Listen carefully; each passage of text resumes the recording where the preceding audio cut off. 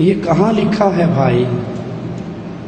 वो ज़रा सूरत और आयत नंबर हमें भी बता दो कि कुरान में लिखा हो कि अल्लाह का वली जिंदा है। कहीं नहीं लिखा, कोई एक आयत ऐसी नहीं है।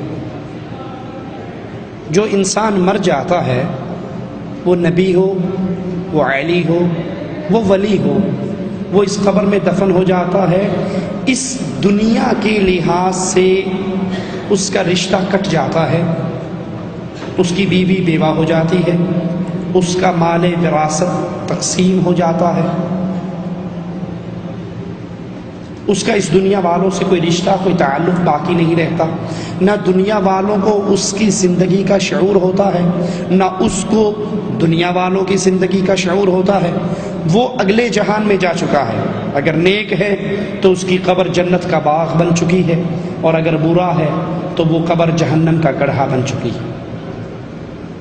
वो आपके हालात को नहीं समझता, आप उसके हालात को नहीं समझते। इस दुनिया के लिहाज से वो चला जाता है। वो कहते हैं कि तुम कहते हो कि हमारे बुजुर्ग कब्रों में भी जिंदा होते हैं। कहते हैं कोई जिंदा हमें दे दो कुछ वक्त के लिए, और हम उसको कब्र में रखेंगे चंद घंटे, और फिर निकाल लिया जाएगा, और इसमें पता चल जाएगा कि वो जो जिंदा अंदर भेजा था वो सुनता है या नहीं सुनता। तो मैंने पिछले सेमिनार में भी इस चीज की ये वजाहत की थी कि कुछ लोगों ने दीन को समझा ही नहीं, और वो ये जानते ही नहीं कि दुनिया के अहकाम और हैं और बरज़ख के अहकाम और हैं। उनको इस सिलसिला में खबर ही नहीं। वो असल में इस दुनिया के हालात को सामने रख के दीन को समझना चाहते हैं, जबकि बरज़ख के मामले अकल पे तोले ही नहीं जा सकते। जरा तवज्जो करना। अब हदीस शरीफ में है कि जिस वक्त मोमिन कब्र में इम्तिहान में पास हो जाता है तो उसकी कब्र हद नजर तक खोल दी जाती है। तो मैं पूछता हूं, अगर अकल के तराजू पे तोलना है तो कब्र के साथ कब्र मिली हुई हो, दोनों ही इम्तिहान में पास हो जाएं, तो फिर दोनों की हद नजर तक कैसे खुलेगी? हजारों एक कब्रिस्तान में है, सालिहीन भी हैं, तो हद नजर तक कब्र कैसे खुलेगी? तो शरीयत कहेगी तुम्हारी जो सोच है ये दुनिया वाली है, शरीयत बरज़ख की बातें बता रही है, तुम चुप करो, शरीयत को मानो। बरज़ख में जाओगे तुम्हें पता चलेगा कि कब्र कैसे खुलती है। इस वास्ते मैं उस तबके को बता रहा हूं कि लोगों को गुमराह करने के लिए तुम हमेशा यह सूरत इख्तियार करते हो कि तुम बरज़ख और दुनिया को एक तराजू में तोलते हो। जान लो, बरज़ख और है और दुनिया और है। और अगर इसकी मिसाल समझना चाहते हो और पूछना चाहते हो कि कब्र वाले का अंदाज क्या होता है, तुम जिंदा को कब्र में दफन करके हयात जाहिरी दुनियावी पर बरज़ख को क्यास करना चाहते हो। मैं तुम्हें मुहद्दिसीन के इमाम से यह साबित करना चाहता हूं कि जो हमारे जिंदा हैं दुनिया में, उनका मामला छोड़ो, तुम हमें कोई छुट्टी ना दो। हम जो कब्र में हैं उनसे यह साबित करवाएंगे कि उनका अंदाज कैसे होता है, वो कब्र में रह के कैसे सुनते हैं और किस अंदाज में कब्र से वो अपनी जिंदगी का इजहार करते हैं। ये किताब उस-सिकात है जिसमें सेका रावियों का जिक्र है।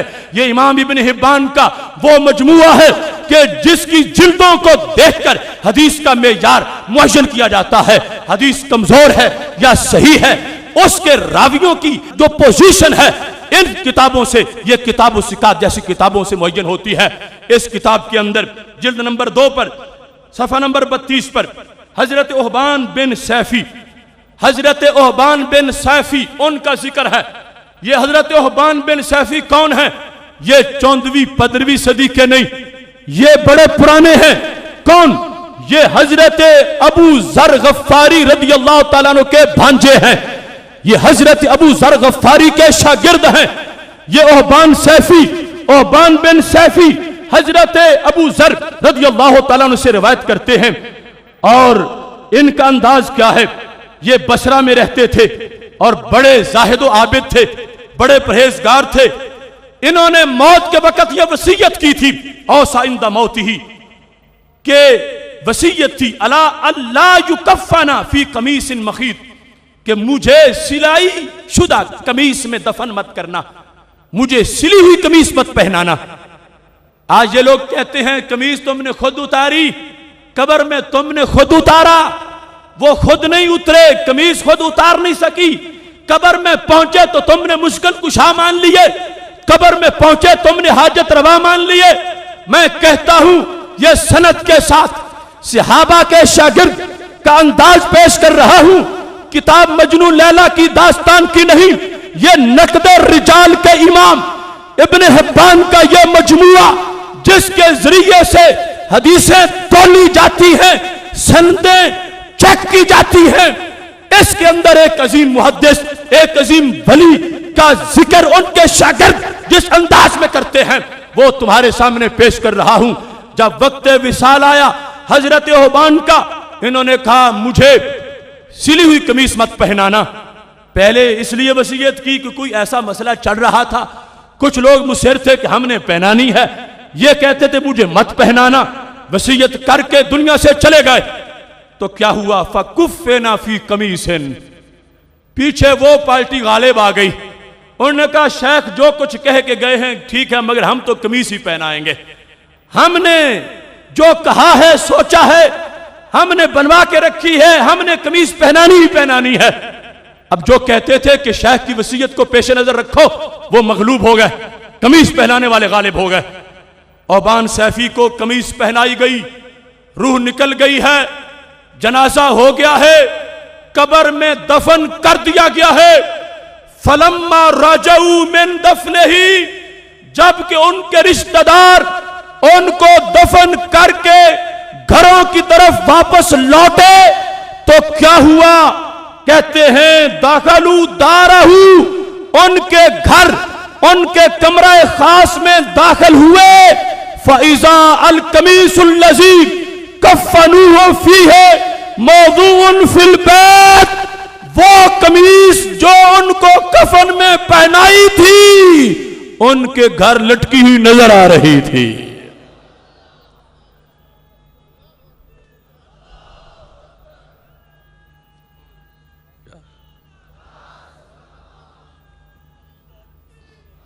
सफा नंबर 32, तर्जमा नंबर 205। ओबान सैफी, उनका वक्त विसाल, वसीयत यह है मुझे सिली हुई कमीज मत पहनाना। रूह निकली तो किसी ने पहना दी। मैं पूछता हूं उन लोगों से जो कहते हैं जिंदा दो कोई अपना बाबा, हम रखते हैं कब्र में 6 घंटे फिर तुम्हें वापस कर देंगे। मैं कहता हूं मेरे फौतशुदा बाबा का मुकाबला कौन करेगा, जिनको कमीज जिंदगी के खत्म होने के बाद पहनाई गई। मर्जी नहीं थी कि मुझे कमीज सिली हुई पहनाई जाए, वो पहना के दफन किया, कब्र बंद हो गई। मैं पूछता हूं कमीज निकाल के कौन लाया था, कमीज को घर में किसने लटकाया था, कमीज वापस दफन करने वालों से पहले कैसे पहुंची थी।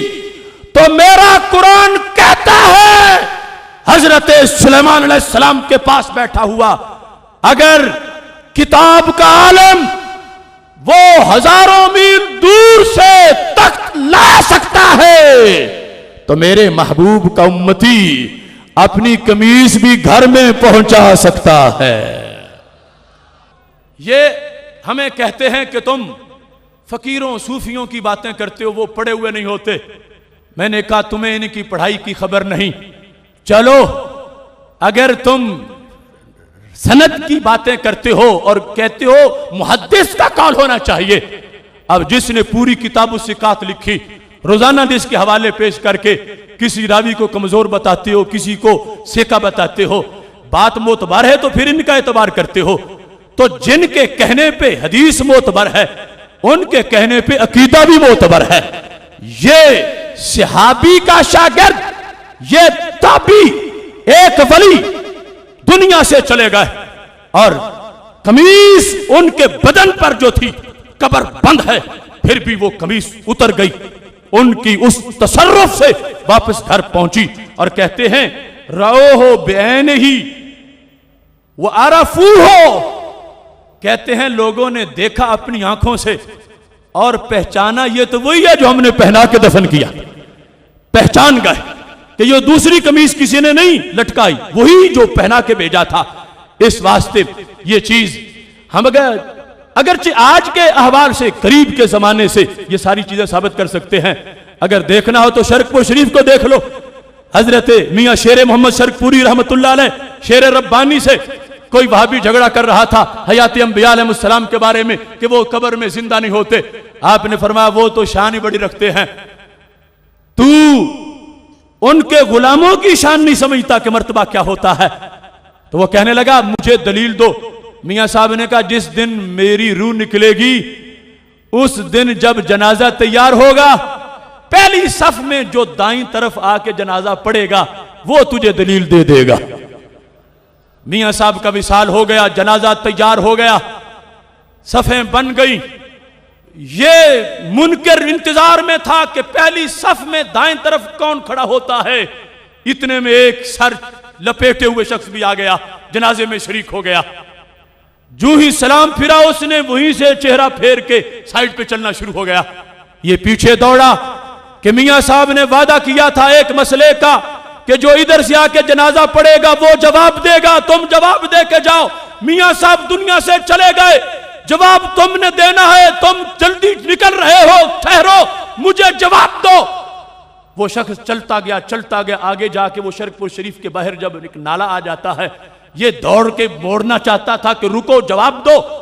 वहां पलट के उस शख्स ने देखा तो चेहरा शेर रब्बानी का था।